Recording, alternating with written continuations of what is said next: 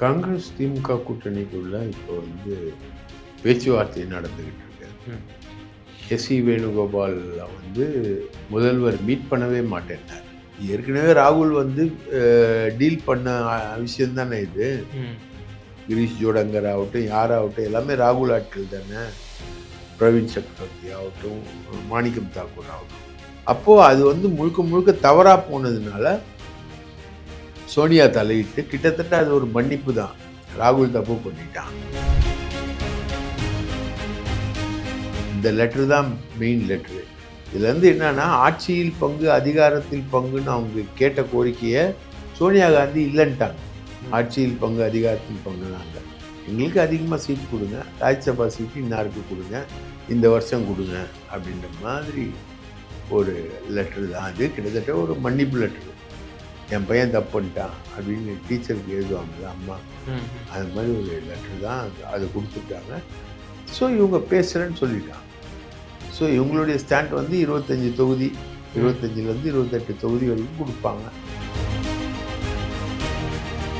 41 பேரை கொன்னதாக குற்றம் சாட்டப்படக்கூடிய ஒரு நபருக்கு ஆதரவாக ஆறுதல் சொல்கிறதுக்கு உங்ககிட்ட என்ன இருக்குது? மனிதாபிமான அடிப்படையில் ஆறுதல் சொல்லுங்கள். மனிதாபிமான அடிப்படையில் இறந்து போனவங்களுக்கு ஆறுதல் சொல்லாமே தவிர, அந்த கூட்டத்தை நடத்தி இறப்பதற்கு காரணமாக இருந்தவருக்கு ராகுல் எப்படி ஆறுதல் சொல்ல?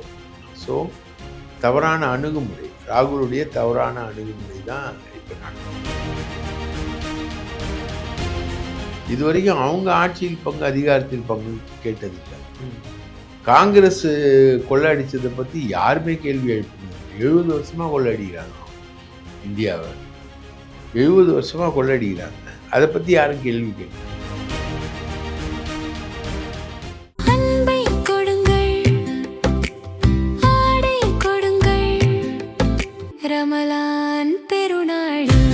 Super Saravana stores.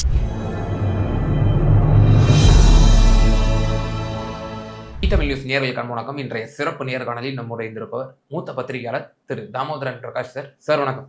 வணக்கம் அப்துல் சார். சார், திமுக கூட்டணியில் அதிகாரப்பூர்வமாக கடந்த 22ஆம் தேதி முதல் இந்த சீட் ஷேரிங்கான அந்த நெகோசியேஷன்ஸ் ஸ்டார்ட் ஆச்சு. குறிப்பாக காங்கிரஸ் தான் தொடர்ந்து அதிகமான தொகுதிகளை கேட்பதாகவும், அதே போல உள்ளாட்சியிலும் இப்போதே நீங்கள் எங்களுக்கு ஒரு கணிசமான பகுதியை வழங்க வேண்டும் என்றும், ராஜ்யசபாவையும் 2 கேட்குறாங்க அப்படின்ற மாதிரி தொடர்ந்து செய்திகள் கொண்டிருக்கின்றன. தேசிய பொதுச் செயலாளர் வேணுகோபால் அவர்கள் முதலமைச்சர் அவர்களை சந்தித்து ஒரு சீக்ரெட் மீட்டிங்கும் நடந்திருக்கு. அதன் பிறகு அம்மையார் கனிமொழி அவர்களை ஐவர் குழுவினுடைய தலைவர் கிரீஷ் ஜோடங்கர் அவர்களும் பேசியிருக்காங்க. சலசலப்புக்குண்டான கருத்துக்களை அடுத்த கட்ட தலைவர்கள் பேசிட்டே வந்துட்டு இருந்தாங்க. இந்த கூட்டணியில் ஒரு ரெப்புடேஷனே ஒரு காலி பண்ற மாதிரி. இப்போ காங்கிரஸ் திமுக கூட்டணி என்ன நிலைமையில் இருந்து கொண்டிருக்கிறது நீங்க பாக்குறீங்க? காங்கிரஸ் திமுக கூட்டணிக்குள்ள இப்போ பேச்சுவார்த்தை நடந்துகிட்டு இருக்கு. எஸ்.சி. வேணுகோபால் முதல்வர் மீட் பண்ணவே மாட்டேன்னார். அவர் ஏற்கனவே ஒரு கூட்டத்துக்கு இங்கே வந்தார், ஒரு யாத்திரையை துவங்கி வச்சார். அது அப்போது கே.சி. வேணுகோபாலை பார்க்கவே இல்லை. கே.சி. வேணுகோபால் மணிசங்கர் ஐயர் சொல்கிற மாதிரி இருக்கிறதுலே ரொம்ப கேவலமான ரவுடி அப்படின்ற மாதிரி மணிசங்கர் ஐயர் சொல்கிற மாதிரி இருக்கார். கே.சி. வேணுகோபால் மலையாளி, கேரளாவை சார்ந்தவர். அவர் கேரளாவில் இப்போ ஆட்சிக்கு அடுத்து அவர் முதலமைச்சர் ஆகணும் அப்படின்ற மாதிரி ஒரு பொசிஷனில் அவர் ட்ரை பண்ணிக்கிட்டு இருக்கார். கே.சி. வேணுகோபால் பார்த்திங்கன்னா ராகுல் காந்திக்கு ரொம்ப நெருக்கமானவர். கே.சி. வேணுகோபாலோட சிக்னல் இல்லாமல் தாவேக்காவோட ராகுல் ஆதரவு பெற்றவர்கள் பேசியிருக்க மாட்டாங்க. ராகுல் கிடையாது, ராகுல் ஆதரவு பெற்றவர்கள் பேசியிருக்க மாட்டாங்க. பிரவீன் சக்கரவர்த்தி, நம்ம கரூர் எம்பி ஜோதிமணி, மாணிக்கம் தாக்கூர் எல்லாமே. மாணிக்கம் தாக்கூருக்கும் செல்வ பெருந்தொகைக்கும் இடையில பிரச்சனை. அதனால் செல்வ பெருந்தொகையோட இவர் அழகிரி மோதுறாரு. அதனால் மாணிக்கம் தாக்கூரும் மோதுறாரு. அதனால் அவங்க செல்வ பெருந்தொகை திமுக ஆதரவு பெற்றவராக இருக்கிறதுனால அவங்கெல்லாம் திமுகவுக்கு எதிராக நின்னாங்க. அது இன்டர்ன் ராகுல் காந்தி 41 பேர் செத்தப்போ அது தொடர்பாக வந்து குற்றச்சாட்டுக்களை எழுப்புனது வந்து பாஜக. நேற்று கூட வேலூர் கூட்டத்தில் பேசினார். என்னை வந்து அந்த பழியை என் மீது சுமத்துவீங்களா முதல்வர் அவர்களே அப்படின்னு கேட்டார். பழியை சுமத்துறது முதல்வர் இல்லை. முதல்வர் என்ன சொன்னார், ஒரு தலைவர் வந்து தனது தொண்டர்கள் சாவதை விரும்ப மாட்டார்கள் தான் முதல்வர் சொன்னார். முதல்வர் வந்து பழியை சுமத்தலை. சுமத்துனது பிஜேபி, சிபிஐ. அந்த அறிக்கையை கூட இன்னைக்கு வரைக்கும் விஜயை மிரட்டுறதுக்காக சுப்ரீம் கோர்ட்டில் தாக்கல் பண்ணாமல் இருக்கிறது சிபிஐ. ஓகே, இது வந்து மிரட்டல் டாக்டிக் இல்லை. ஸோ ராகுல் வந்து அந்த டைமில் குற்றம் சாட்டப்படும் விஜய்க்கு ஆதரவாக ஆறுதல் சொன்னார். அப்போ ரைட்டுங்களா? அப்போ முதல்வரும் இந்த விஷயத்த சொன்னார். ஒரு தலைவர் வந்து தனது தொண்டர்கள் சாவதை விரும்புவாரா அப்படின்ற கேள்வியை முதல்வரும் கேட்டார். அடுத்த கட்டமாக ஜனநாயகன் படம் வந்து மத்திய அரசால் தடுத்து நிறுத்தப்படும் போது, central board of film certificate வந்து அதை தடுத்து நிறுத்தும் போது ராகுல் காந்தி வந்து இது ஜனநாயக விரோதம் அப்படின்னு குரல் கொடுத்தார். அப்போ ஸ்டாலினும் குரல் கொடுத்தார், இது ஜனநாயக விரோதம் அப்படின்னு. ஆனால் இந்த ரெண்டுத்துக்குமே விஜய் வந்து நன்றியே சொல்ல ராகுலுக்கு, இப்படிலாம் பேசுனீங்களே அப்படின்னு. அதே மாதிரி அவரு வந்து தலைவர் வந்து தொண்டர்கள் சாவதை விரும்ப மாட்டார்கள் அப்படின்னு சொன்னதுக்கு கூட விஜய் வந்து நன்றி சொல்றார் திமுகவுக்கு. வேற அந்த டைம்ல எடப்பாடியும் அதே கருத்து தான் சொன்னாரு, அண்ணாமலையும் அதே கருத்து தான் சொன்னார். அந்த டைம்ல எல்லாரும் சேர்ந்து விஜயை காப்பாற்றி விட்டாங்க. ஆனா விஜய் தான் குற்றவாளின்னு சொன்னது யாரு? சம்மன் அனுப்பி விசாரிச்சது யாரு? ஒன்றிய அரசு. ஸோ இந்த விஜய் ஆதரவு போக்கு இருக்கு இல்லையா, இது வந்து ராகுல் வந்து ஹேண்டில் பண்ண விதம் வந்து ரொம்ப தப்பான ஹேண்ட்லிங். 41 பேரை கொன்னதா குற்றம் சாட்டப்படக்கூடிய ஒரு நபருக்கு ஆதரவா ஆறுதல் சொல்றதுக்கு உங்ககிட்ட என்ன இருக்கு? மனிதாபிமான அடிப்படையில் ஆறுதல் சொன்ன, மனிதாபிமான அடிப்படையில் இறந்து போனவங்களுக்கு ஆறுதல் சொல்லாமே தவிர அந்த கூட்டத்தை நடத்தி இறப்பதற்கு காரணமாக இருந்தவருக்கு ராகுல் எப்படி ஆறுதல் சொல்ல முடியுமா? ஸோ தவறான அணுகுமுறை, ராகுலுடைய தவறான அணுகுமுறை தான் இப்போ நடந்தது. இப்போ காங்கிரஸ் தலைமையில் ஒரு பெரிய மாற்றம் வந்திருக்கு. சோனியா காந்தி இதில் நேரடியாக தலையிட்டிருக்காங்க. சோனியா காந்தி கேசி வேணுகோபாலை கூப்பிட்டு, நான் ஒரு லெட்ரு தரேன், அதை எடுத்துகிட்டு போய் ஸ்டாலின் கிட்ட கொடுங்க அப்படின்னு சொல்லியிருக்காங்க. அப்புறம் அங்கேருந்து கூப்பிட்டு ஸ்டாலின் கிட்ட பேசியிருக்காங்க. இந்த மாதிரி கேசி வேணுகோபால் வராரு, நான் கொடுக்குற ஒரு கடிதத்தை நீங்கள் பாருங்க அப்படின்னு. சரிங்க, வரட்டும். அப்போ தான் வந்து முதல்வர் வந்து கேசி வேணுகோபாலை சந்திக்க பர்மிஷன் கொடுக்குறாரு. அது வரைக்கும் வந்து காங்கிரஸ் போனால் போட்டோன்ற நிலைமைக்கு திமுக வந்துருச்சு. தேமுதிக உள்ளே வருது, ஓபிஎஸ் உள்ளே வராரு, நிறைய பேர் உள்ளே வரும்பொழுது இவங்களுக்கான அந்த கிலி உருவாயிடுச்சு. ஒருவேளை திமுக காங்கிரஸ் இல்லாமல் போயிடும் அப்படின்ற மாதிரி. தாவேகா வந்து வெயிட் பண்ணுது, காங்கிரஸ் வந்து நம்ம பக்கம் வரட்டும், நம்ம ஒரு 70 சீட்டு கொடுக்கலான்னு தாவேகா வந்து வெயிட் பண்ணிட்டு. ஸோ இதுதான் பொலிட்டிக்கல் சிச்சுவேஷன். அப்போது சோனியா காந்தி மாதிரி ஆட்களுக்கு வந்து திமுக மாதிரி ஒரு கட்சியை வந்து டோட்டலாக பகைச்சிட்டு போகிறதுன்றது வந்து அவங்களுக்கு சுத்தமாக பிடிக்கல. அதனால் அவங்க வந்து ராகுல் செய்தது தவறு. ஏற்கனவே ராகுல் வந்து டீல் பண்ண விஷயம் தானே இது. கிரீஷ் ஜோடங்கர் ஆகட்டும், யாராகட்டும், எல்லாமே ராகுல் ஆட்கள் தானே. பிரவீன் சக்கரவர்த்தி ஆகட்டும், மாணிக்கம் தாக்கூர் ஆகட்டும். அப்போது அது வந்து முழுக்க முழுக்க தவறாக போனதுனால சோனியா தலையிட்டு, கிட்டத்தட்ட அது ஒரு மன்னிப்பு தான், ராகுல் தப்பு பண்ணிட்டான், நீங்கள் மன்னிச்சுக்கோங்க அப்படின்னு சொல்லிட்டு ஒரு கடிதத்தை கொடுத்து அனுப்பி ராஜ்யசபா சீட்டு வேணும்னு கேட்டு, ராஜ்யசபா சீட்டு வந்து இந்த தேர்தலில் இல்லை, அடுத்த தேர்தலில் அப்படின்னு சொல்லிட்டு மார்க் பண்ணி அந்த சீட்டு வந்து ப. சிதம்பரத்துக்கு கொடுங்க அப்படின்னு சொல்லிட்டு அந்த கடிதத்தில் இருந்தது. அவங்க கேட்டது 41 சீட்டு. 41 சீட்டா சார்? 41 சீட் கேட்டிருக்காங்க. ஓகே. அந்த தொகுதிகளையும் ஐடென்டிஃபை பண்ணி சொல்லியிருக்காங்க. ம்ஹ்ம். எந்தெந்த தொகுதிகள் 41 சீட்டு நாங்கள் கேட்குறோம். நீங்கள் வந்து போன தடவை வாசன் இல்லை, வாசன் வந்து காங்கிரஸை விட்டு பிரிஞ்சு போயிட்டாருன்றதுனால அதுக்கு முன்னாடி 41 தொகுதி கொடுத்தீங்க, அதை வந்து குறைச்சி 25 ஆக்கியிருக்கீங்க. வாசன்லாம் இல்லைங்க. வாசன் போனாலும் நிறைய பேர் காங்கிரஸ்லேருந்து பாஜகவுக்கு போனதா நீங்கள் சொன்னாலும் காங்கிரஸ் வந்து உயிர்ப்போடு இருக்குது, அதுக்கு 41 சீட்டு தேவை அப்படின்ற கோரிக்கையை வந்து சோனியா காந்தி முன் வச்சுருக்காங்க. இவங்க வந்து பார்க்கலான்னு சொல்லியிருக்காங்க. அதுக்கப்புறம் கிரீஷ் ஜோடங்கர் போயிட்டு கனிமொழியை சந்திச்சிருக்கார். அங்கே ஒன்றும் பெருசாக இல்லை. இந்த லெட்ரு தான் மெயின் லெட்ரு. இதுலேருந்து என்னன்னா ஆட்சியில் பங்கு அதிகாரத்தில் பங்குன்னு அவங்க கேட்ட கோரிக்கையை சோனியா காந்தி இல்லைன்ட்டாங்க. ஓ. ஆட்சியில் பங்கு அதிகாரத்தில் பங்குலாம் இல்லை, எங்களுக்கு அதிகமாக சீட் கொடுங்க, ராஜ்யசபா சீட்டு இன்னாருக்கு கொடுங்க, இந்த வருஷம் கொடுங்க அப்படின்ற மாதிரி ஒரு லெட்ரு தான் அது. கிட்டத்தட்ட ஒரு மன்னிப்பு லெட்ரு.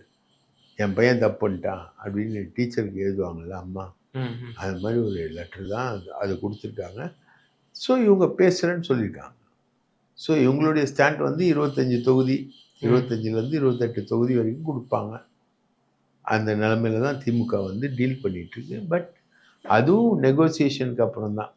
ஓ, டஃப்பாக பார்கெயின் நடக்கும்னு நினைக்கிறீங்களா சார் பரஸ்பரமா இரு கட்சிகளுக்கு? கண்டிப்பாக டஃப் பார்கெனிங் தான். ஓ, இப்போ நீங்கள் ஒரு விஷயம் சொன்னீங்க, அம்மையார் சோனியா காந்தி அவர்கள் முதலமைச்சர் அவர்களை அந்த கடிதத்தில் வந்து மன்னிப்பு கேட்டாங்க அப்படின்ற ஒரு விஷயத்தை. மன்னிப்புன்ற sense sense it means yes, it is sense.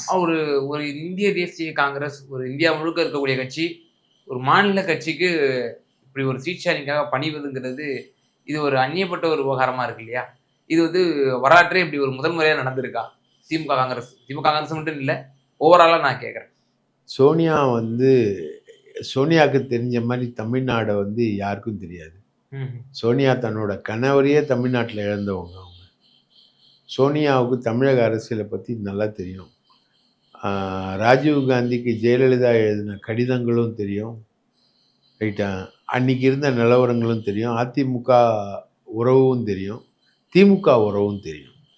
அவங்க திமுக உறவை மதிக்கிறாங்க சோனியா. அது ஒரு டீப்பான ஒரு விஷயம். இவங்க வந்து திமுக உறவை மிதிக்கிறாங்க. என்ன திமுக ஆட்சியில் கொள்ளடிக்கிறாங்க, நமக்கு பங்கு தர மாட்டாங்க. ராகுலோட பார்வை தான், ஆட்சியில் வந்து பெரிய அளவுக்கு கொள்ளடிக்கிறாங்க. இதுதானே பிடிஆர் பழனிவேல் தியாகராஜன் போய் பிரவீன் சக்கரவர்த்தி கிட்ட சொல்லி அது டேப்பாக வந்துச்சு இல்லையா? ஆட்சியில் கொள்ளடிக்கிறாங்க, 33,000 கோடி 40,000 கோடி அடிச்சுட்டு போகிறாங்க, இவனுக்கு என்ன பண்ணுறானுங்கன்னு தெரியல, இவனுக்கு எங்கிட்டயே வந்து அதை எப்படி மறைக்கிறதுன்னு ஐடியா கேட்டுக்கிட்டு இருக்கானுங்க அப்படின்றதான் பிடிஆர் பழனிவேல் தியாகராஜன் டேப். அது மாதிரி ஒரு பார்வை தான் ராகுலுக்கு இருக்குது. கொள்ளையடிக்குது திமுக, ரைட்டா? நமக்கு எந்த பங்கும் கிடையாது. நம்ம வந்து ஆல் இண்டியா காங்கிரஸ் கமிட்டி நடத்துகிறோம், 2 ஸ்டேட்டை வச்சு தான் நடத்துகிறோம். ஒன்று தெலுங்கானா, இன்னொன்று கர்நாடகா, சரிங்களா? கொஞ்சம் இமாச்சல் பிரதேஷ், கொஞ்சம் இன்னொரு ஸ்டேட்டு, அங்கே ரூலிங்கில் இருக்காங்க இவங்க. இதை வச்சு தான் நடத்துகிறோம். ஆனால் திமுக ஒன்றும் இல்லை. ஆனால் திமுக கொள்ளை மேலே கொள்ளை அடிச்சுக்கிட்டு போகுது, நமக்கு எதுவும் பங்கு தர மாட்டேங்குது. அதான் ஆட்சியில் பங்கு அதிகாரத்தில். ஸோ இதெல்லாம் வந்து தப்பு அப்படின்றது சோனியா ஃபீல் பண்ணுறாங்க. இது வரைக்கும் அவங்க ஆட்சியில் பங்கு அதிகாரத்தில் பங்கு கேட்டதில்லை. காங்கிரஸ் கொள்ளடிச்சதை பற்றி யாருமே கேள்வி எழுப்பினதில்லை. 70 வருஷமாக கொள்ளடிக்கிறாங்க அவங்க இந்தியாவை, 70 வருஷமாக கொள்ளடிக்கிறாங்க. அதை பற்றி யாரும் கேள்வி கேட்டதில்லை.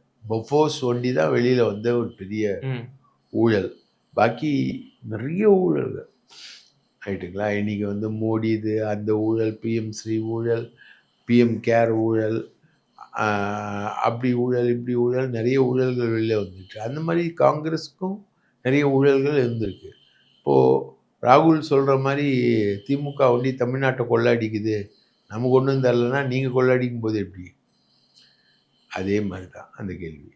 ஸோ மன்னிப்புன்ற சென்ஸ் வந்து இவரோட ஹேண்ட்லிங் தப்பு, ராகுலோட ஹேண்ட்லிங் தப்பு அப்படின்ற மாதிரி தான் சோனியா காந்தியோடைய கடிதம் இருக்கு. சார் இப்போ சீட் ஷேரிங்ல மேக்ஸிமம் டிஎம்கே எவ்வளோ ஆஃபர் பண்ணும், எவ்வளோ முடியும்னு சொல்லி நீங்க ஆஸ் அ சீட் ஜேர்னலிஸ்ட்டா நீங்க நினைக்கிறீங்க? 28 28 சீட்ஸ் சொல்லி பிளஸ் 1 ராஜ்யசபாவும் கொடுக்க வாய்ப்பு இருக்கு. கொடுப்பாங்க. அதெல்லாம் இப்போ கொடுக்க மாட்டாங்க, அடுத்ததுல கொடுப்பாங்க. ஓ! சார் இப்போ அதே போல இப்போ புதிய வரவுகள் நீங்க சொன்னது போல, ஃபர்ஸ்ட்டு சீட் ஷேரிங் வந்தது ஐயுஎம்எல். அவங்களுக்கே சொல்லிட்டாங்க, கடந்த முறைய விட குறைவான தொகுதிகள வாங்கிக்கங்க. புதிய பார்ட்னர்ஸ்லாம் நம்ம கட்சிக்கு வந்திருக்காங்க. இப்போ மக்கள் நீதி மையத்துக்கு ஒதுக்கணும். அப்புறம் தேமுதிகவுக்கு ஒதுக்கணும். ஓபிஎஸ் இப்போ அடுத்து வந்தாருன்னா, அவங்களுக்கும் சம் சீட்ஸ் குடுக்க வேண்டியது இருக்கும்.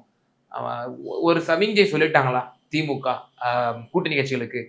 ஒரு குறைவான அல்லது ஏற்கனவே கொடுத்த தொகுதிகளை பெறுவதற்கு தயாராக இருங்கள் அப்படின்ற மாதிரி. அப்படி இருக்கலாம்.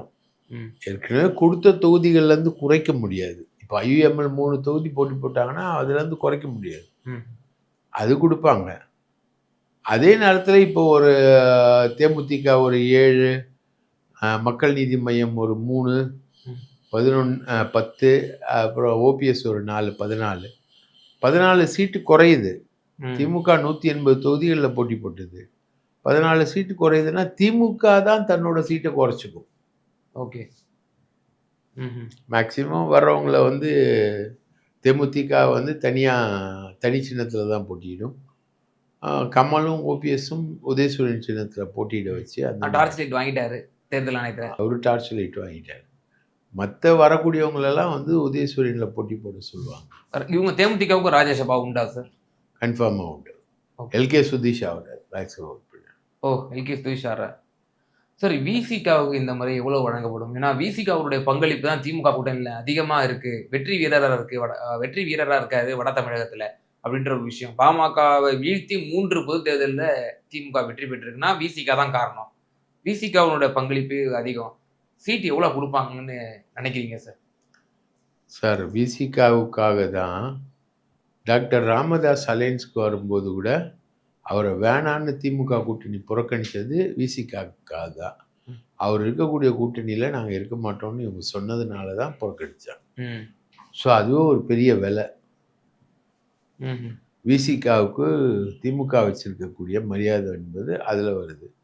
இன்னும் அதிகமான சீட்டுகளை கேட்பாங்க, அதிகமான சீட்டுகளை குறைப்பாங்க. எனக்கு தெரிஞ்சு இந்த முறை வந்து 180 சீட்டில் திமுக போட்டியிடாது. திமுக குறைச்சிக்கும். ஒரு முறை கலைஞர் இருக்கும்போது 136 சீட்டில் போட்டி போட்டாங்க. அந்த அளவுக்கு தங்களை வந்து குறைச்சி எல்லாரையும் அக்காமடேட் பண்ணி தான் மீண்டும் ஆட்சியை வந்து திமுக எஸ்டாப்ளிஷ் பண்ணணும்னு தான் நான் நினைக்கிறேன். ஓ, அந்த அளவுக்கு குறைக்குமா சார்? 150க்கும் கீழே போவாங்கன்ற மாதிரி நினைக்கிறீங்களா நீங்கள்? ஆமாம் சார்.